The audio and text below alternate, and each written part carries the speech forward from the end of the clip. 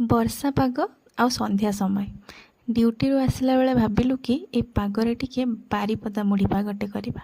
ତ ମାର୍କେଟରୁ ଆଳୁ ଚପ୍ ନେଇ ଆସିଲୁ। ଘରେ ଆସି ଆରମ୍ଭ କଲୁ ପ୍ରସ୍ତୁତି। ମୁଢ଼ି, ସେଥିରେ କାକୁଡ଼ି, ବିଲାତି, ଲଙ୍କା, ଧଣିଆ ପତ୍ର, ଆଚାର ତେଲ ଆଉ ଆଳୁ ଚପ୍।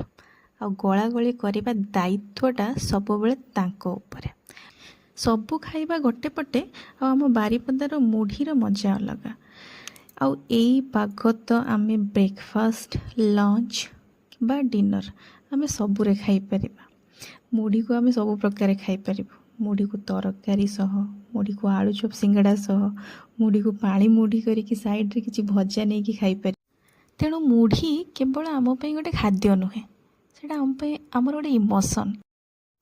କିନ୍ତୁ ପତିଦେବ ମୋର ବାରିପଦିଆ ନୁହନ୍ତି, ତଥାପି ସେ ମୋ ସହିତ ମୁଢ଼ି ପାଗ ଶିଖିଗଲେଣି। ସାନବେଳେ ବାପା ଆମକୁ ମୁଢ଼ି ସହିତ ପକୁଡ଼ି ଆଉ ଜିଲାପି ଗୋଳେଇକି ଦେଉଥିଲେ। ସେଇଟା ବି ବହୁତ ଟେଷ୍ଟି ଥିଲା ସେ ପାଗଟା।